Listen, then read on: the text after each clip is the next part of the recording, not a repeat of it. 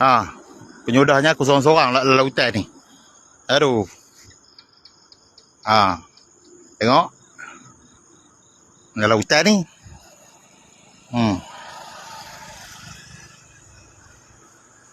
Nak kata berani, bukan berani. Terpaksa je ni dia orang pakai motor aku. Ada rumah 1, 2 tapi kat ujung-ujung tu. Ni dalam gelap ni. Korang tengok. Ini atas dasar rasa tanggungjawab je ni. Kalau ikut letih juga dah ni.